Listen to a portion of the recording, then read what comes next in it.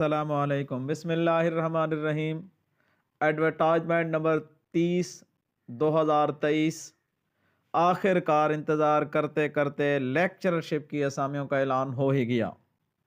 कितनी असामियाँ हैं, किन सब्जेक्ट की असामियाँ हैं और पंजाब पब्लिक सर्विस कमीशन पे अप्लाई करने की आखिरी तारीख क्या है, ये सारी तफसील आज की इसी वीडियो में आपको मिलेगी।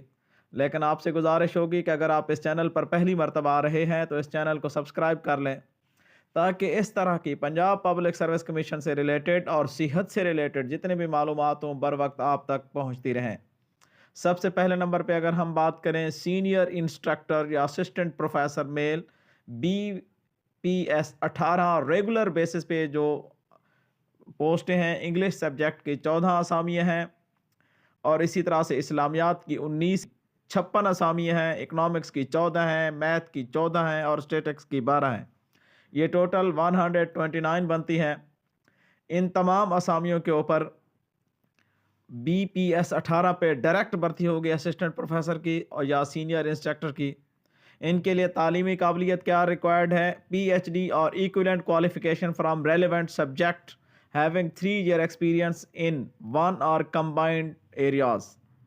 यानी यहाँ पर आपकी PhD के साथ साथ 3 साल का रेलिवेंट एक्सपीरियंस का होना भी ज़रूरी है। जो दूसरी शर्त है वो ये है MPhil in relevant subject having 5 year experience in one और कम्बिनेशन ऑफ द फॉलोइंग। अगर आपके पास PhD नहीं है, आप MPhil हैं, तो फिर आपके पास 5 साल का तजर्बा होना ज़रूरी है। इन टीचिंग एक्सपीरियंस हो ग्रेजुएशन लेवल के ऊपर या आपका रिसर्च एक्सपीरियंस हो कॉलेज या यूनिवर्सिटी लेवल के ऊपर और वो बाकायदा से हायर एजुकेशन कमीशन से रजिस्टर्ड हो। तो बहरहाल उसके बाद आगे जो नेक्स्ट जो फील्ड है, इनके ऊपर अप्लाई करने के लिए सिर्फ और सिर्फ मेल अप्लाई कर सकते हैं या ट्रांसजेंडर भी इसके ऊपर अप्लाई कर सकते हैं। उसके बाद सिलेबस किस तरह से होगा, इनका क्वेश्चन रिलेटेड जो प्रिस्क्राइब्ड क्वालिफिकेशन है 80% उनकी क्वालिफिकेशन से रिलेटेड होगी और 20% उनका जनरल एबिलिटी टेस्ट भी उसमें शामिल होगा, जिसमें आपकी पाकिस्तान स्टडी है, करंट अफेयर है, ज्योग्राफी है, बेसिक मैथ है, इंग्लिश, उर्दू, एवरीडे साइंस और बेसिक कंप्यूटर स्टडीज़ भी इसके अंदर शामिल होंगी।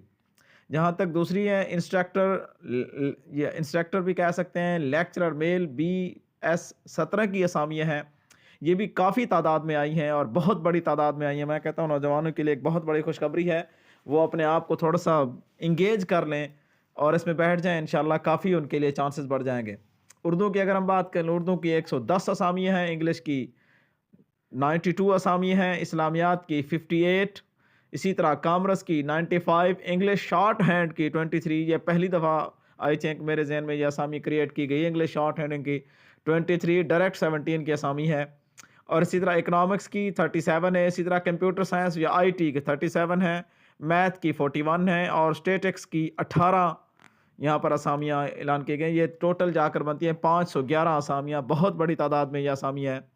इनके लिए तालीमी काबिलियत क्या होगी? तालीमी काबिलियत मास्टर डिग्री हो अपने सब्जेक्ट के अंदर जो रेलेवेंट सब्जेक्ट्स हैं और इसी तरह से यहाँ पर अप्लाई करने के लिए भी मेल और इंक्लूडिंग ट्रांसजेंडर, यानी स्पेसिफिक कर दिया है ये मेल के लिए, फीमेल इसमें अप्लाई नहीं कर सकती।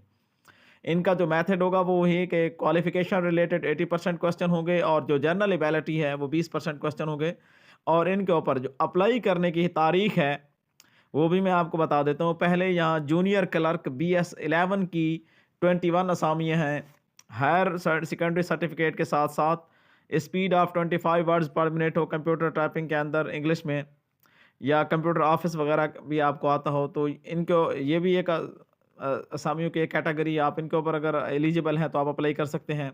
इसी तरह वेलफेयर ऑफिसर BS 17 की एक असामी है जिसमें मास्टर डिग्री और सेकंड ईयर के साथ सोशियोलॉजी सोशल वर्क के अंदर और 1 साल का रेलेवेंट फील्ड के अंदर एक्सपीरियंस का होना भी ज़रूरी है। अब हम आते हैं इसके लास्ट डेट की तरफ कि अप्लाई करने की आखिरी तारीख क्या है। Closing date for submission of online application is 5 जनवरी 2024। 5 जनवरी 2024 को अप्लाई करने की आखिरी तारीख है।